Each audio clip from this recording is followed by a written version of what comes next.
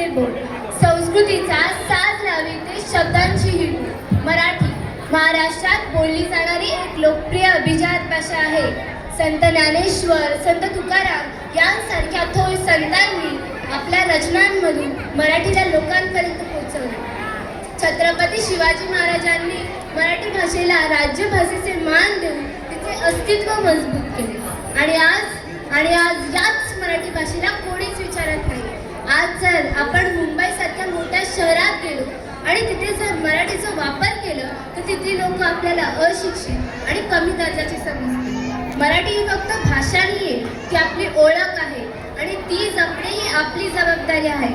संतांची ही वाणी, छत्रपतींचे अभिमान, साहित्य कला संस्कृतींचा अमूल्य ठेवाच मान. चला जपूया संस्कृती, वाढवू मराठीचा मान, असाच राहो अजरामर मराठीचा अभिमान. शब्द आमचे तलवारीसारखे, शूरवीरांची आठवण जागते, गर्व आहे मला मराठीतच बोलते. आईच्या प्रेमासारखी या भाषेत रमते. माझा शब्द, माझे विचार, माझा श्वास, माझी स्फूर्ती, माझ्या रक्तात मराठी, माझी माय मराठी. या मराठी भाषेचे थोरवी सांगण्यासाठी आपल्या समोर इयत्ता 8वी ब चे विद्यार्थी सादर करत आहेत माझी मराठी माझा महाराष्ट्र.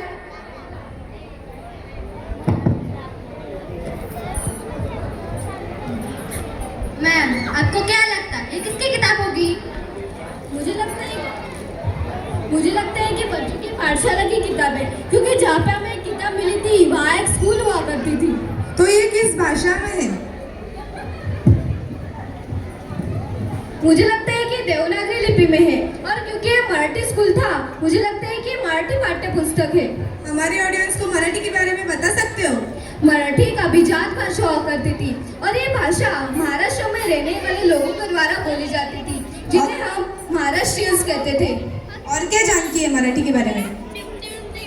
ये छत्रपति शिवाजी महाराज की तस्वीर है. ये मराठा राजा हुआ करते थे. कई गढ़ किले थे इनके महाराष्ट्र में. कुछ जगह बता सकते हैं आप? कहाँ है? Well, we do have the places, तो आपको आप किले नहीं मिलेंगे. हाँ, कुछ लोगों ने मदद की थी उनको बचाने की, बट उस वक्त की सरकार ने उनको साथ नहीं दी. तो अब कहाँ गए महाराष्ट्रियन? महाराष्ट्रियंस कहीं गए नहीं, वो अपनी भाषा और संस्कृति भूलते चले गए. कुछ नया करने की चाह पे अपने रूट्स भूल गए. मेरे ख्याल से इतनी रिसर्च तब हुई थी जब मोहनजोदड़ो और हड़प्पा से सील्स और स्क्रिप्ट्स मिली थी. एग्जैक्टली, उतनी समृद्ध भाषा और संस्कृति थी है. अगर ये भाषा और संस्कृति इतनी समृद्ध थी तो ये मराठी भाषा विलुप्त कैसे हुई?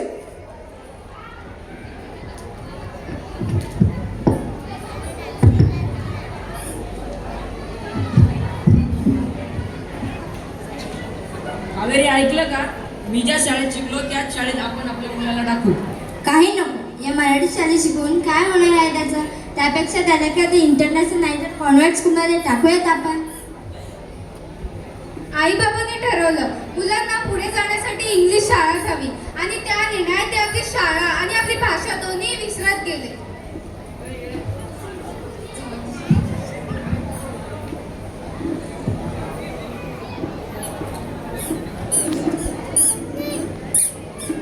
काय रे, काय झालं? अरे हिंदी पिक्चर तर हाऊसफुल आहे रे. त्यापेक्षा आपण मराठी सिनेमा किंवा नाटक बघूया. अरे कसलं बोरिंग असतं ते, त्यापेक्षा इंग्लिश मूवी बघूया.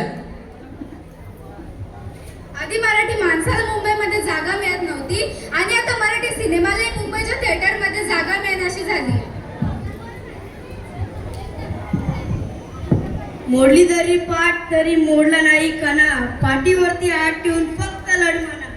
अरे हे काय, ही मराठी कविता घेणार आहेस का ॲन्युअल डेला? हो. अरे किती ओल्ड फॅशन आहे. त्यापेक्षा तू एखादी किंपली किंवा शेक्सपियरची घे ना. हे बघ.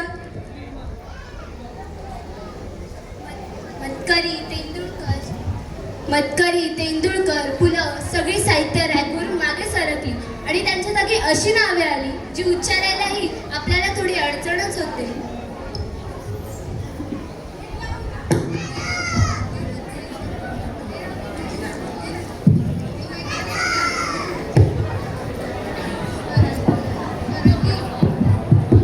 काय रे, गुढीपाडव्याला काय करतात? अरे मलाही काही जास्त माहित नाही, आपण गुगलला सर्च. अरे हे काय, आपले मराठी सण आपल्याला माहिती असंच चालू राहिलं तर पुढच्या पिढीला मराठी बोलायला शिकण्याचे क्लासेस लावावे लागतील.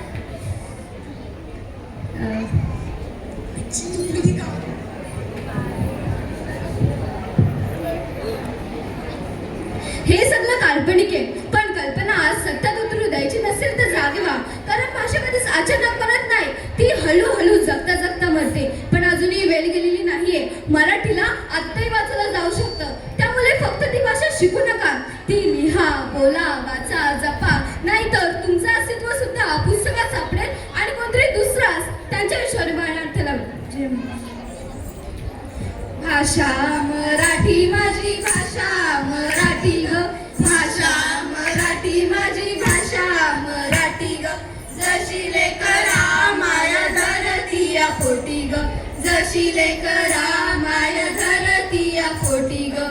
भाषा मराठी माझी भाषा मराठी ग, भाषा मराठी माझी भाषा मराठी ग, भाषा मराठी माझी भाषा मराठी ग.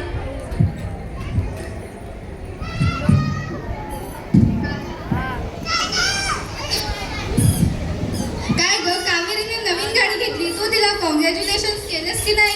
कॉंग्रॅच्युलेशन्स? नाही, अभिनंदन. मी तिचे हार्दिक अभिनंदन केले. हो का, बरं बरं. काय ग, आपण गोव्याला जातोय याचं स्टेटस ठेवलंस की नाही? हो तर ठेवलंय ना, वे टू गोवा.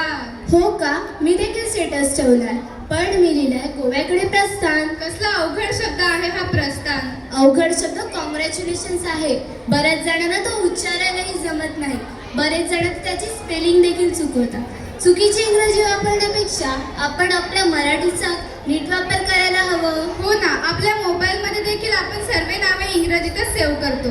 दैनंदिन जीवनात आपण मराठी कमी आणि इंग्रजी जास्त वापरतो. आपण मराठी भाषेतले शब्द वापरल्याशिवाय पुढच्या पिढीला ते शब्द कळतील कसे? आपले काही चुकले तर आपण सॉरी म्हणतो, त्याऐवजी माझे चुकले मला माफ करा असे म्हणायला हवे. अरे हॅपी हा शब्द इतका हॅपीली स्वीकारला आहे की मराठी शुभेच्छा देताना देखील म्हणतो हॅपी दिवाळी, हॅपी गुढीपाडवा. हो ना, happy Holi, happy Guru Purnima, best of luck यांसारखे शब्द देखील आपण सर्रास वापरतो. कशाला हॅपी जोडायची इतकी सवय झाली आहे की आता तर लोक कशाच्याही शुभेच्छा देतात. काय तर म्हणे हॅपी संडे. तुमचा दिवस सुखाचा जावो हे बोलायला जीभ जड होते की काय? हे असंच चालू राहिलं तर पुढच्या पिढीला मराठी बोलायला शिकण्याचे क्लासेस लावावे लागतील. क्लासेस नाही ग, वर्ग. हो, वर्ग. सध्या लोक इंग्रजी बोलायचे क्लासेस लावतात, तसे मराठीसाठी लावावे लागतात.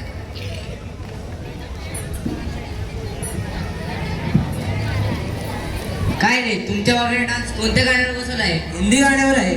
अरे पण आपण मराठी गाण्यावर का नाही बसवलं डान्स? मराठी गाणी फारशी कोणाला आवडत? अरे पण आपली मराठी भाषा आपण नाही जपणार तर मग काय फायदा? महाराष्ट्रात राहणाऱ्या परप्रांतीयांना मराठी बोलणं असे सांगणारे आपण महाराष्ट्रीयन. आपण आपली मराठी भाषा किती बोलतो? आपल्या एका वाक्यात जर 10 शब्द असले तर 3-4 शब्द तर हमखास इंग्रजीत असतात.